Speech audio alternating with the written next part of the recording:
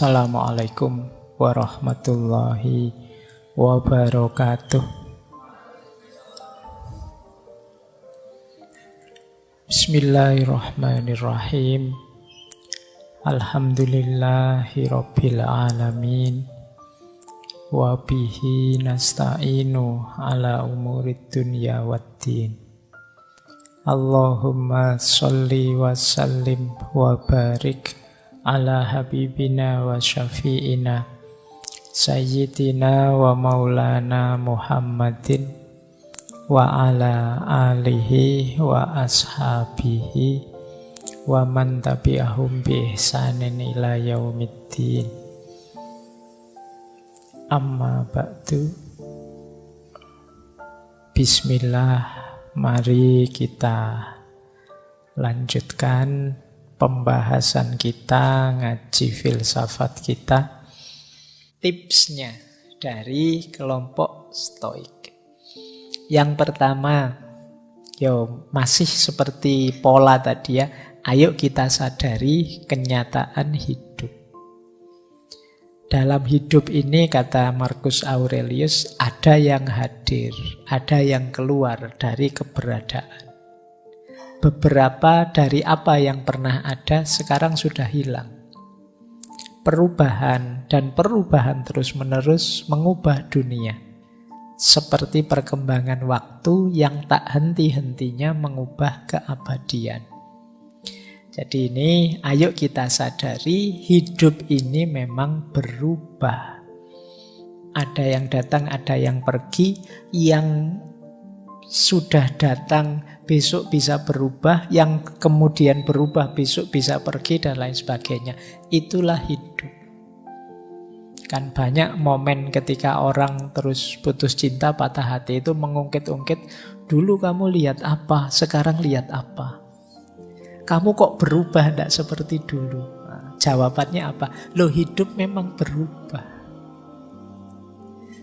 Tidak ada yang tidak berubah. Selalu ada perubahan. Jadi longgarkanlah hatimu kok tiba-tiba menerima pasanganmu berubah.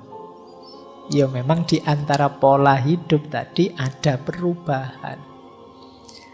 Kok dilalah ya perubahannya ke arah yang pahit bagi kamu. Ya itu nasibmu sudah. Jadi, tapi dari aspek perubahan yang pasti terjadi ya kamu harus akui. Hidup ini mesti berubah. Nah, jadi ini untuk meringankan hatimu. Oh iya ya, memang kenapa kok sekarang perasaannya berubah padaku? Ya memang hidup ini hakikatnya perubahan.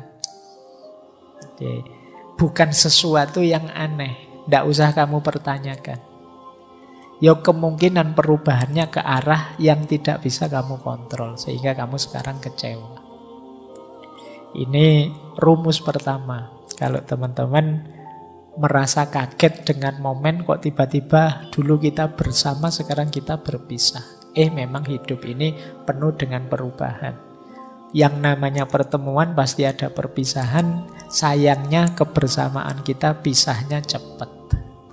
Kan cuma itu saja. Yang lain durasinya panjang. Kalau kita durasinya pendek, akhirnya putus. Sederhananya kan begitu. Jadi kamu lebih longgar hatimu. Tidak harus terlalu membebani perasaanmu.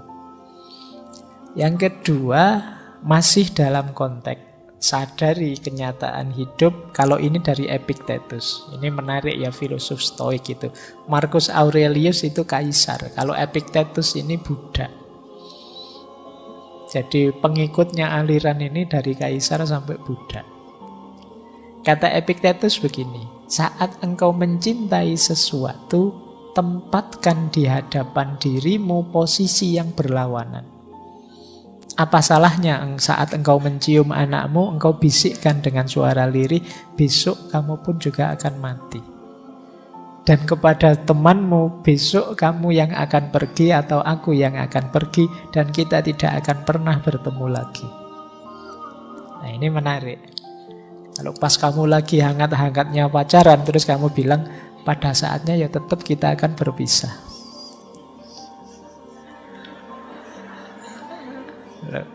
Ini kan sama-sama latihan kuat-kuatan ini.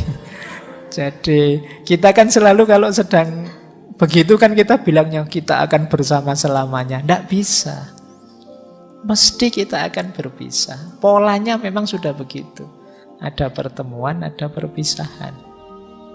Nah, makanya bahkan itu kan contohnya anak-anak sama sahabat. Karena biasanya ini kan paling mengikat kita. Anak itu apalagi. Kalau kita dibilang anak kita besok akan mati, itu kita kan nggak terima rasanya. Tapi ya memang begitu, wong dia manusia. Ini kan persis cerita sufi itu.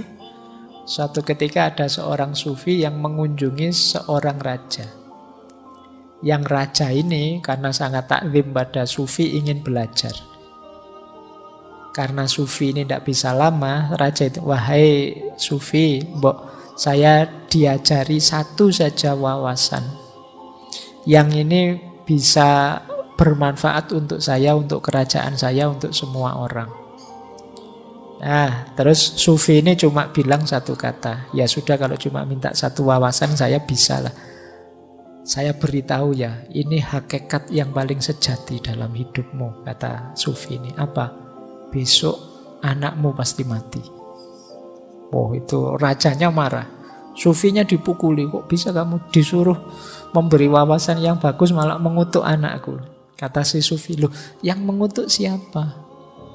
Bukankah anakmu besok mesti mati? Wong dia manusia. Apa ada manusia yang tidak mati? Semua manusia mesti mati. Jadi kebenarannya memang begitu. Terus dikritiklah raja ini oleh si sufi. Tadi kamu minta kebenaran padaku. Saya beritahu kebenaran kok kamu tidak terima. Telingamu kok tidak kuat. Padahal memang kebenarannya memang begitu. Nah, ini cerita ini sebenarnya untuk mengingatkan kita, kadang-kadang kebenaran itu memang pahit. Tapi kenyataannya memang begitu. Makanya tadi saran pertama, ayo siap. Ayo disadari kenyataan hidup ini. Jangan kaget, bahkan dengan orang yang paling kamu cintai pun, ya mesti salah satu akan saling meninggalkan. Ya paling tidak kan nanti salah satu meninggal. Mesti yang satu meninggal terus yang lain sendirian, mesti begitu. Kalau meninggal bareng malah tidak enak. Meninggal bareng itu kalau tidak kecelakaan ya tragedi apa. Mending gantian saja. Jadi momennya mesti pahit itu kalau bersama-sama. Dan saling meninggalkan. Baik, itu kenyataan hidup. Makanya yang kedua ini kalau di Epictetus ya tidak ada salahnya loh kalau kamu sambil misalnya memeluk anakmu atau salaman dengan sahabatmu, sambil kamu sadari, anakku ini ya manusia, besok pada akhirnya ya meninggal mati. Sahabatku ini akrab sih, tapi pada saatnya ya kita berpisah, entah aku berangkat duluan atau dia berangkat duluan. Nah, ini latihan menguatkan batin kita, ini versinya orang Stoik. Jadi kalau kalian sudah punya kekasih, ya sambil berdua disadari. Mungkin kalau ada momen berdua, yuk kita sadari bersama bahwa pada saatnya kita akan berpisah. Tidak boleh protes, memang sunnatullahnya begitu. Yang kedua itu. Yang ketiga, ini masih dari Epictetus. Ini untuk menguatkan kita.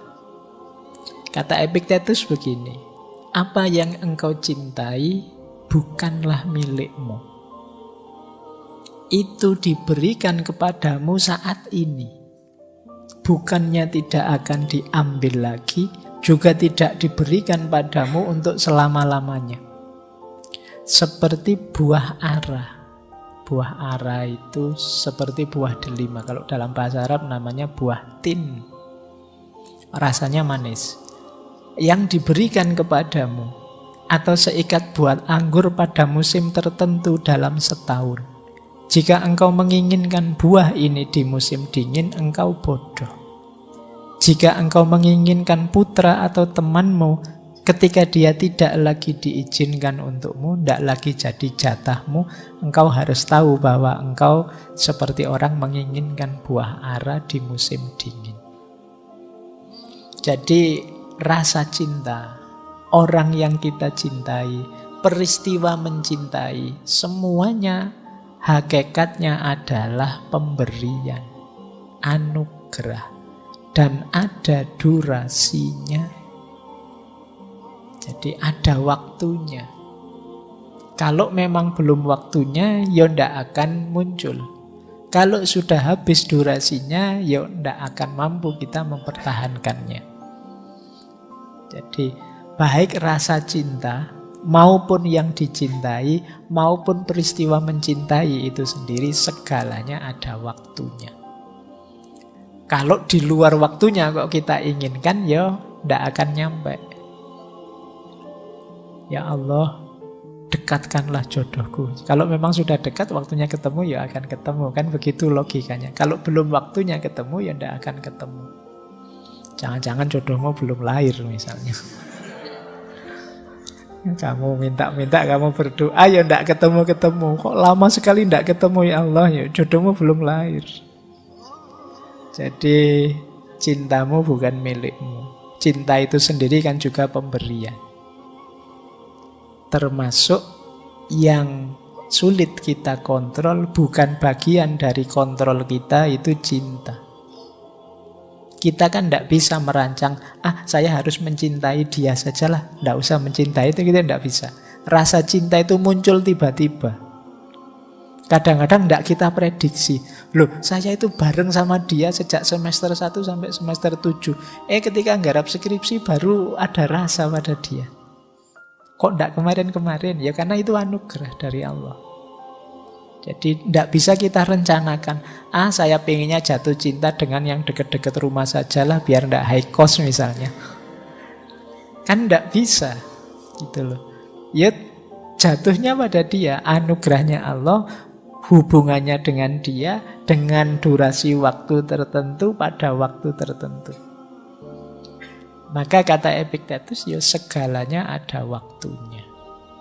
Kok ternyata kita ditakdir berpisah, mungkin memang waktunya sudah habis. Durasinya sudah selesai. Nah, ini untuk menguatkan kita ya. Jadi kalau kamu nanti patah hati, ya jangan-jangan ini durasinya memang sudah selesai. Jadi biar nggak terlalu sedih lagi. Apa-apa itu ada siklus, ada polanya.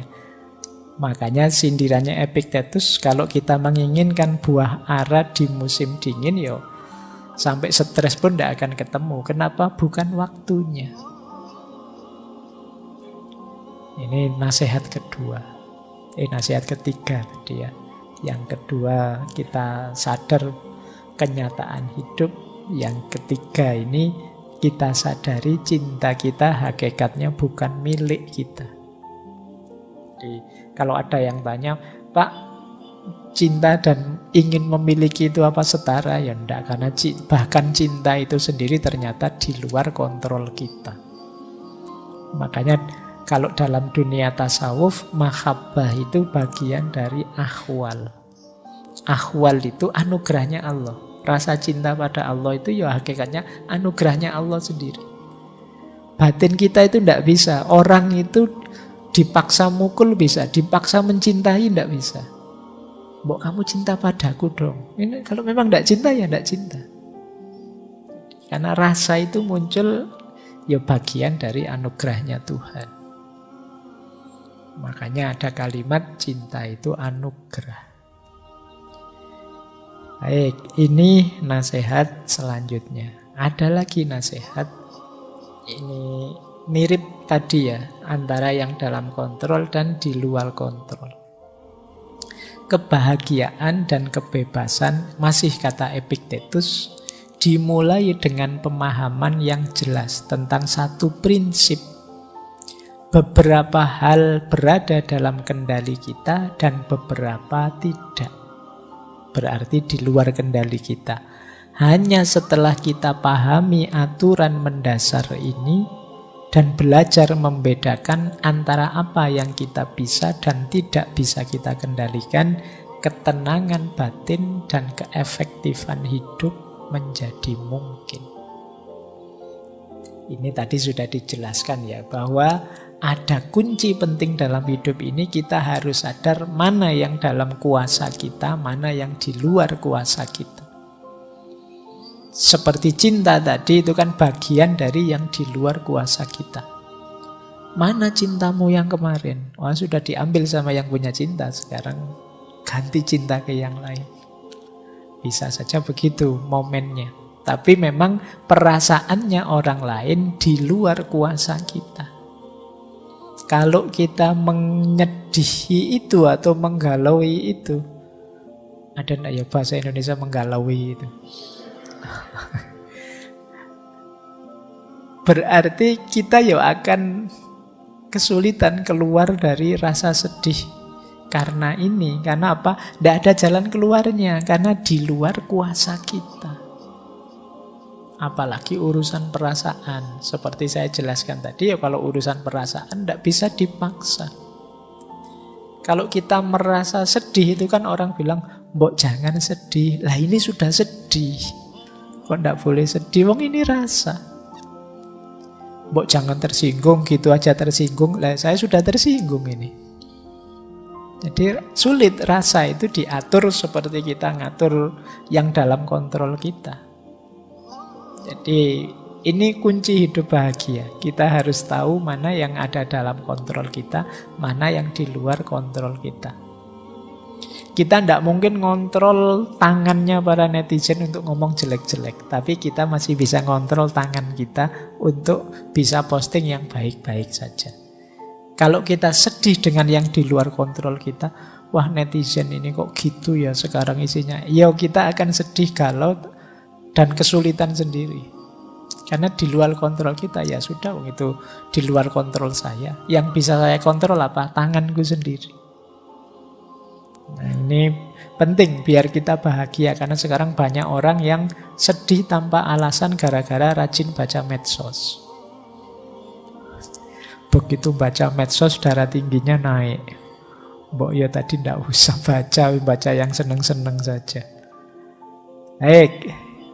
Nah, kita lanjutkan. Ini masih tentang yang di luar kuasamu. Kata Epictetus lagi, ini sering dikutip orang. Jangan mengharapkan segalanya terjadi sesuai yang engkau inginkan, namun terimalah segala yang terjadi. Maka hidupmu akan tenang. Ini rumusnya sederhana. Kita akan sering menginginkan banyak hal dalam hidup ini. Nah, kalau menginginkan ini sambil kita kasih tanda petik, semoga, insya Allah, dan lain sebagainya, kita lebih tenang. Tapi kalau kita memastikan yang kita inginkan harus terjadi, kita akan lebih banyak stres. Ada lagi yang lebih menenangkan apa? Kita terima segala yang sudah terjadi. Ini lebih menenangkan. Kenyataannya saya ditolak. Wah, kenyataannya saya diputus. Mau gimana lagi, saya terima. Itu lebih menenangkan. Yang paling tidak menenangkan, kita tidak terima dengan yang sudah terjadi. Ini stres double-double kamu. Wong sudah jelas kenyataannya pahit, kamu tidak mau ngakui bahwa itu pahit. Nah itu sulit sudah. Kayak kamu minum jamu, pahit enggak? Enggak kok, saya kuat. Ya wes, orang tidak akan. Iya. Ya kalau pahit bilang saja pahit. Kalau memang sulit, bilang saja sulit, tidak masalah. Terima saja, akui saja. Tinggal kamu tata ke depannya segala yang ada dalam kontrolmu. Kan cuma itu saja. Yang di luar kontrolmu ya dipasrahkan saja. Ini lebih menenangkan. Jadi kalau kita ingin tenang, memang rumusnya harus tahu yang dalam kontrol dan yang di luar kontrol. Ada lagi, sekarang geser ke Marcus Aurelius. Dia bilang begini. Ini kendalikan pikiran. Jangan biarkan pikiranmu tentang keseluruhan hidupmu menghancurkanmu. Jangan isi pikiranmu dengan segala hal buruk yang mungkin masih akan terjadi. Tetap fokus pada situasi saat ini Dan tanyakan pada diri sendiri, mengapa begitu tak tertahankan dan rasanya tidak dapat bertahan. Ini saat kita sedang pahit ya, sedang mengalami sisi-sisi gelap hidup. Jadi ayo pikirannya tetap positif. Maknailah segala kepahitan yang kita hadapi dengan makna yang tidak menghancurkan kita sendiri. Faktanya sebenarnya kita hanya ditinggal oleh yang kita cintai. Kita hanya patah hati, kita hanya putus. Anggap saja itu satu babak, satu sisi, satu skenario, satu adegan dari hidup kita. Bukan keseluruhannya. Kita itu sering kalau mengalami sesuatu, kita maknai sesuatu yang sebenarnya hanya bagian kecil dari hidup kita, seolah-olah itu keseluruhan hidup kita. Ditinggal orang yang kamu cintai, itu kan satu bagian, satu sisi dari hidupmu. Masih banyak orang lain yang mencintaimu, masih banyak cerita lain dalam hidupmu, masih banyak dimensi lain dalam hidupmu. Ada mahasiswa yang begitu galaunya karena mata kuliahnya dapat nilai D. Tiap hari dosennya di WA, Pak, salah saya apa Pak, dapat nilai D. Jadi seolah-olah hidupnya jadi gelap karena satu nilai itu. Seolah-olah keseluruhan dunianya runtuh hanya karena satu nilai itu. Padahal masih banyak sisi hidupmu yang lain. Ini yang sering kita lupakan. Kita tidak bisa mengendalikan pikiran kita sendiri. Nah, Marcus Aurelius ini menasihati kita, yuk tetap sambil kita berintrospeksi salahnya di mana, kurangnya di mana, tidak pasnya di mana. Tapi ini hanya satu bagian saja, satu episode saja dalam hidup kita. Masih banyak episode-episode yang lain. Hidup kita ini kan episodenya tidak terhitung. Kalau drama Korea paling 16 ya. Sekarang ada yang 12, ada yang 8. Oke ya. Tapi hidup kita episodenya banyak, tidak terhitung. Tidak usah khawatir kok. Wong yo episode ini sudah banyak sekali, kadang-kadang masih ada season 1, season 2 loh, masih panjang. Tidak usah terlalu galau kalau gagal di episode ini, masih ada episode selanjutnya kok. Hidup kita masih berjalan, masih panjang. Ayo mengendalikan pikiran. Jangan hanya karena satu hal, keseluruhan hidup kita runtuhkan. Nanti kita jadinya menyesal. Potensi hidup kita itu luas, tidak hanya di situ. Nah, ini penting, makanya sisi mengendalikan pikiran. Masih ada lagi tentang mengendalikan pikiran, kata Marcus, kebahagiaan hidupmu tergantung pada kualitas pikiranmu. Oleh karena itu, jagalah sebagaimana mestinya dan berhati-hatilah agar engkau tidak memiliki pikiran yang tidak sesuai dengan kebajikan dan kewajaran. Tidak usah mikir aneh-aneh, maknai saja secara positif dan manfaat, secara bijak dan wajar saja. Jangan terlalu berlebihan. Wajar saja, sedih iya, agak stres iya, bau-bau depresi iya. Tapi ya dinikmati saja, ya pada saatnya ada momen ketika kita harus bangkit lagi. Wong yo episodenya bisa ganti. Jadi lanjut hidup. Jadi ayo kita kontrol. Kenapa kok mengendalikan pikiran ini penting? Karena hidup kita kuncinya di pikiran. Jadi kalau pikiran kita yang buruk-buruk, yang negatif-negatif, ya hidup kita jadi berat. Hujan deras itu kita sekarang banyak mengeluh. Kenapa waktu kecil dulu kalau hujan deras malah seneng? Hujan-hujan, wah seneng hujan-hujan. Sekarang kamu hujan-hujan itu, wah, jalan raya itu paling ngeri kalau pas hujan. Apalagi setelah terang tiba-tiba hujan. Oh, itu motor itu sudah banter-banteran mesti. Seolah-olah air itu akan membunuhmu. Padahal cuma air. Kenapa bisa begitu? Pikiranmu yang main. Jadi kamu membayangkan basah kuyup, terus ngereges, terus kamu masuk angin, terus kamu tidak bisa ngapa-ngapain. Ini pikiran itu kan jadi bayanganmu saja. Coba kamu baca secara berbeda. Asik ya hujan-hujan gini, seger ya hujan-hujan ini, kan beda. Kamu di lampu merah dibel orang dari belakang. Itu kan kamu terus misuh-misuh. Orang kok tidak telaten, orang kok. Karena kamu membaca bel din itu bel yang memburu-buru kamu. Padahal kalau kamu baca secara berbeda kan mungkin kamu tidak jadi marah. Ketika orang ngebel di belakangmu, coba kamu baca, wah orang di belakang itu sayang sekali padaku ya. Dia mengingatkanku untuk waspada kalau memang lampunya nyala suruh jalan. Kamu noleh bisa terima kasih pada dia. Jadi terima kasih loh ya, saya dibel diingatkan untuk waspada. Ya karena kamu membacanya negatif, kamu menganggap dia, wah menyusu-nyusu kamu kan, kamu terus nganggep orang kok ndak sabaran, masih merah kok masih ngebel-ngebel. Cara membacamu mungkin salah. Nah ini pentingnya pikiran. Jadi pemaknaan yang ada di pikiranmu itu menentukan sikapmu terhadap hidupmu. Baik, ya setelah pikiran terkendali, kendalikan dirimu.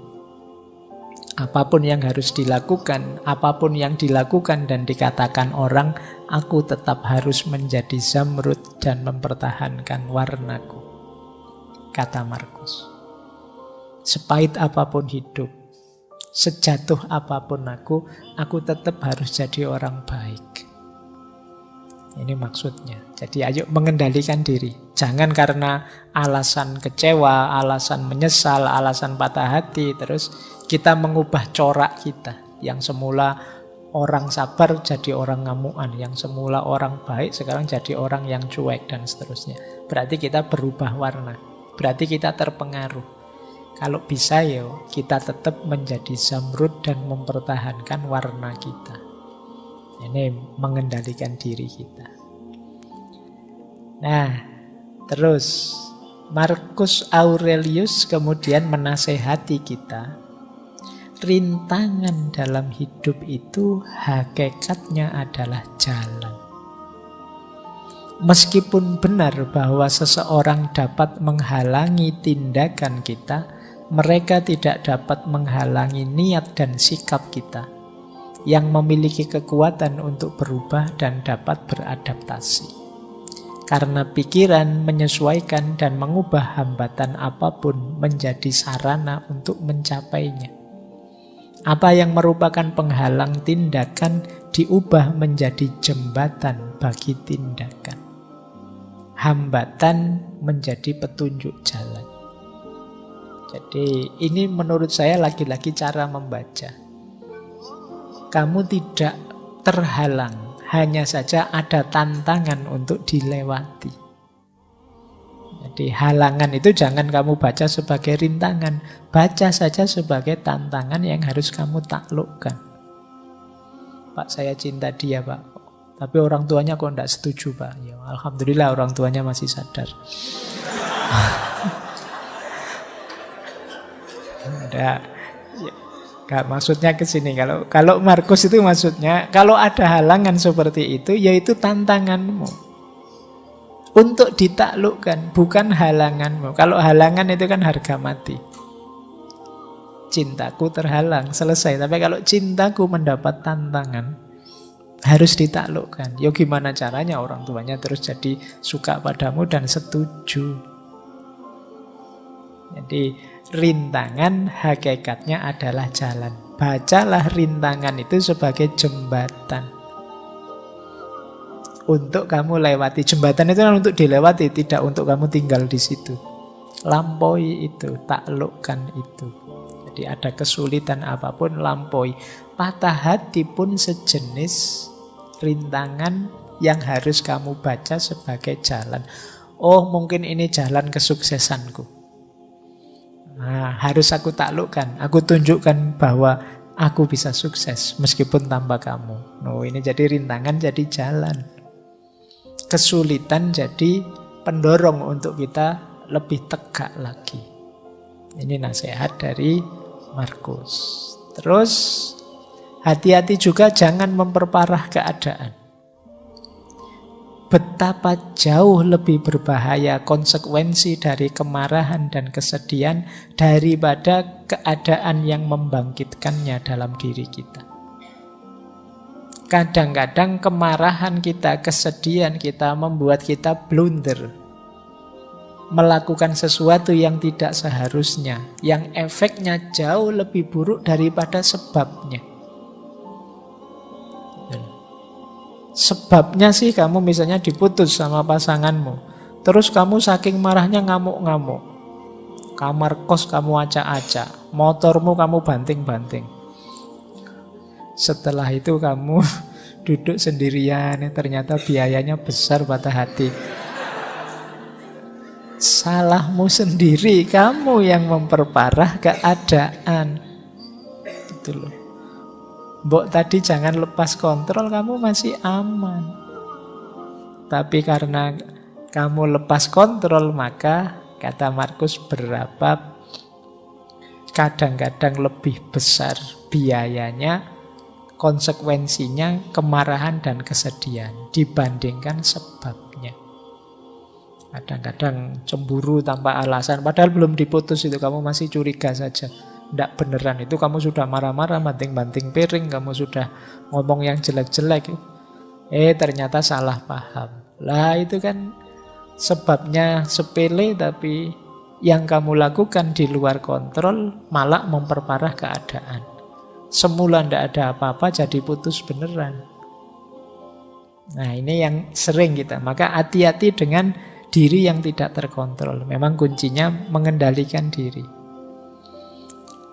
Kalau ini agak keras dari Epictetus, jangan cengeng. Jadi ini ada kalimat di bukunya itu, kami menangis kepada Tuhan, bagaimana kami bisa lolos dari penderitaan ini. Itu dimarahi sama Epictetus, bodoh. Apa kamu tidak punya tangan? Apa Tuhan lupa memberimu sepasang? Maksudnya apa? Potensi, kualitas, kompetensi, fasilitas hidup kita masih lengkap. Wong tinggal mengubah sudut pandang, wong tinggal menguatkan diri sebentar saja kok ndak kuat. Kok mengeluh pada Tuhan, gimana aku bisa keluar dari situasi ini.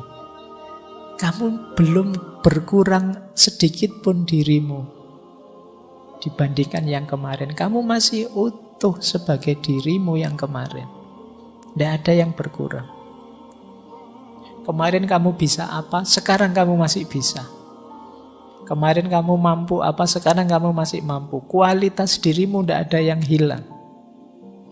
Maka kamu masih bisa kembali lagi seperti sebelumnya. Tidak usah terlalu banyak mengeluh. Kamu masih bisa tegak seperti dulu. Tinggal kamu sembuhkan sakit hatimu. Kan cuma itu saja masalahnya. Tidak usah dibawa kemana-mana. Jadi ini sudah mulai agak keras Epictetus ini. Sudah dinasihati sejak tadi kok masih ngeyel, masih sumpek saja. Ya wis, kalau begitu apa sih yang kurang dari dirimu kalau patah hati? Yang sederhananya begitu. Apa dari kamu cerdas terus jadi tidak cerdas lagi? Apa dari kamu pinter jadi tidak pinter lagi? Apa dari kamu semula bisa nyetir mobil gara-gara patah hati tidak bisa nyetir mobil sekarang, Pak? Apa tidak apa-apa begitu? Maka jangan cengeng lah, kata Epictetus. Kamu itu kuat, kalau mau kamu hebat kok.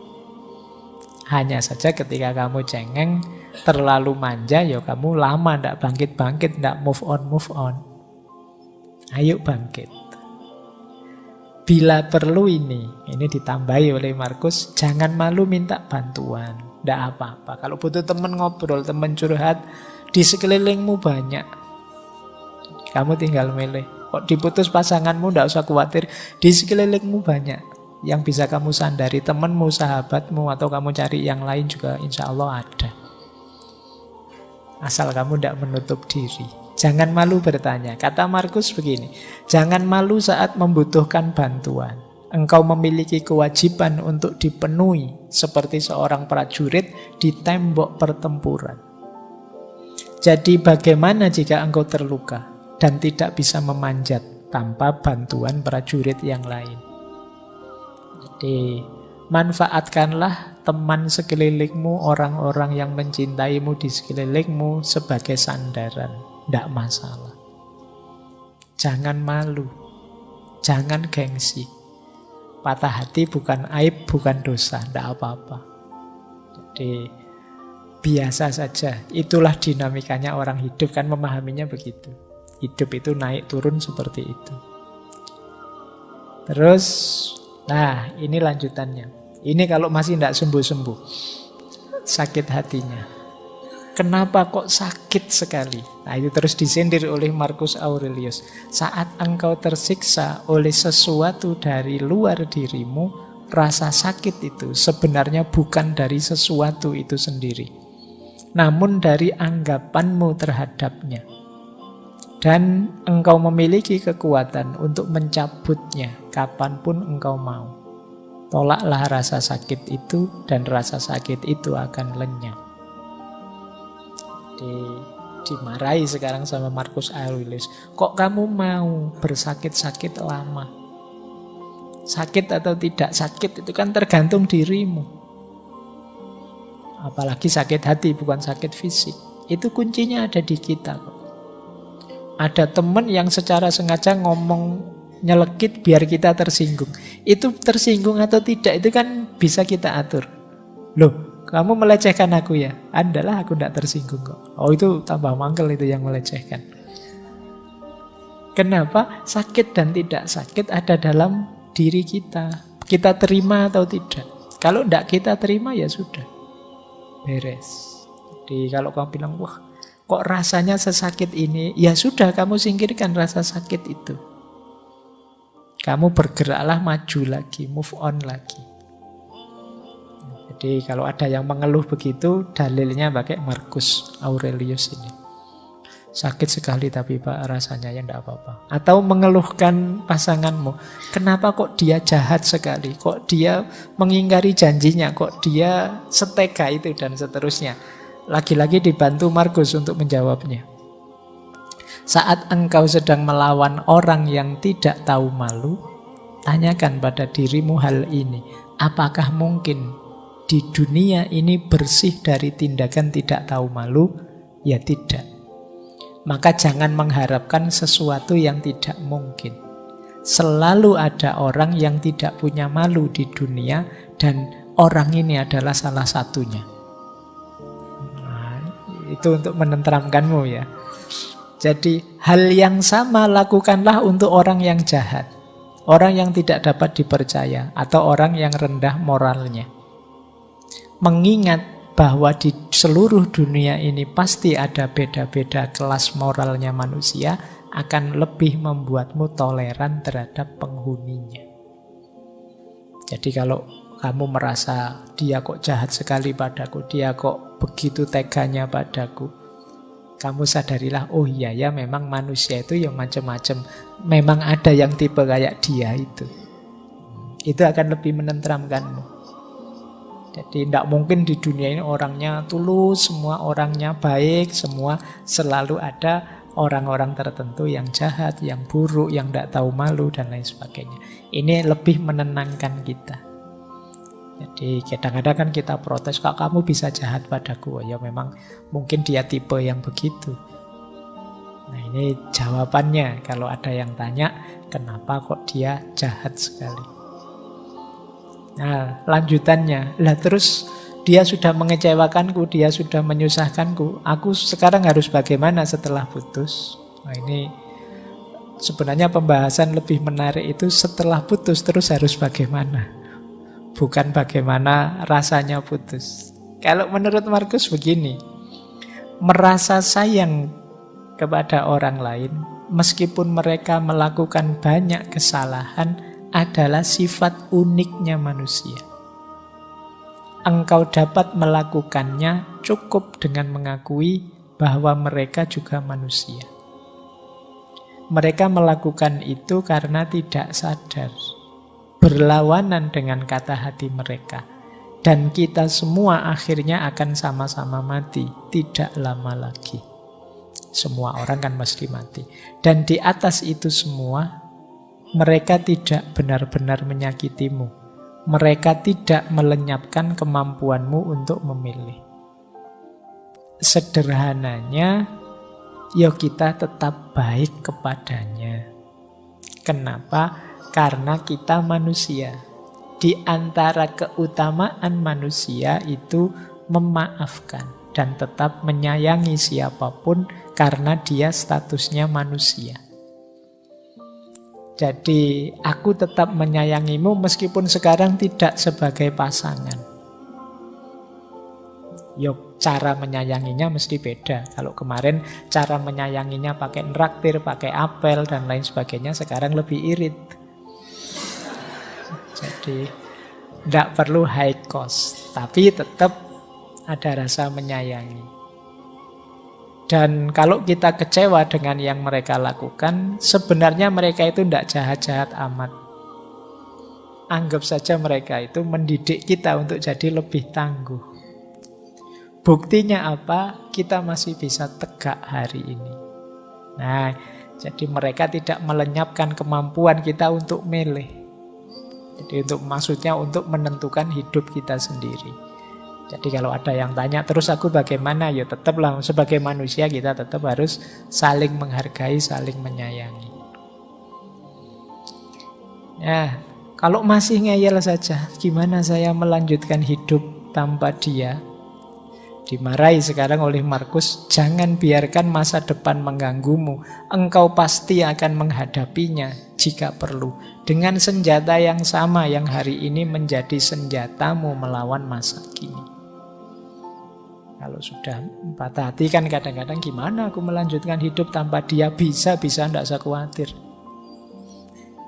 Kayak kamu dulu belum kuliah terus mau masuk kuliah kan kamu, bisa ndak ya Pak saya kuliah itu, saya itu. Ternyata dijalani ya bisa, bahkan sekarang ya ndak blek. Jadi ternyata bisa, kamu membayangkan mungkin yang baru menikah dulu mikirnya panjang gimana menikah itu saya ndak bisa ini, ndak bisa itu. Dijalani ya ternyata ya bisa. Merantau keluar kota selama ini bareng orang tua terus, sekarang kuliahnya di Jogja sendirian. Mungkin awalnya kamu mikir, bisa ndak ya aku hidup sendirian. Oh, buktinya sekarang bisa. Jadi bahkan kalau disuruh pulang kampung sekarang agak males-malesan. Khawatir ditanya lulusnya kapan. Nah, bisa kok. Kata Markus, dengan alat yang sama yang kamu miliki, dengan cara berpikir yang sama, dengan gaya hidup yang sama, kamu terbukti bisa menaklukkan apapun dalam hidupmu. Apalagi ini. Hanya sekedar ditinggal pasangan. Nah, jadi kata Markus, bisalah. Dengan senjata yang sama, yang selama ini engkau miliki. Masih ada, ini yang terakhir. Terus aku dapat apa dari semua yang selama ini aku alami berdua? Ada yang paling penting yang kamu dapat, yaitu pelajaran pendidikan diri. Kata Markus, jika ada sesuatu yang menghalangimu untuk mencapai tujuan tepat waktu, itu adalah kesempatan untuk melatih kesabaran. Jika seseorang menyakitimu, itu adalah kesempatan untuk berlatih memaafkan. Jika ada sesuatu yang sulit merintangimu, itu adalah kesempatan untuk menjadi lebih kuat. Jadi kesulitan apapun, bencana apapun, musibah apapun, kepedihan apapun, hakikatnya adalah medan latihan untuk meningkatkan kualitas diri kita. Apapun itu. Pinter-pinterlah mengambil hikmah, mengambil pelajaran dari apa yang kita alami dalam hidup, termasuk kepahitan-kepahitan hidup yang kita rasakan. Disinilah nanti kita tidak akan menyesali kepahitan-kepahitan hidup yang kita alami, karena ternyata dia jadi sekolahan kita. Jadi dia jadi lembaga pendidikan kita. Jadi lulusan patah hati itu hatinya kuat tangguh. Nah, kita dapat pelajaran berharga dari situ. Ya, jadi kan Ada yang alumni patah hati, ada yang alumni dapat nilai E, ada yang alumni kantongnya kempes terus, ada yang alumni. Itu kesulitan hidup kita kan seputar itu. Nah, kalau kita lulus dari situ, kita jadi manusia yang lebih tangguh. Bandingkan dengan orang yang hidupnya mulus terus, tidak pernah susah. Secara kepribadian dia tidak akan tangguh.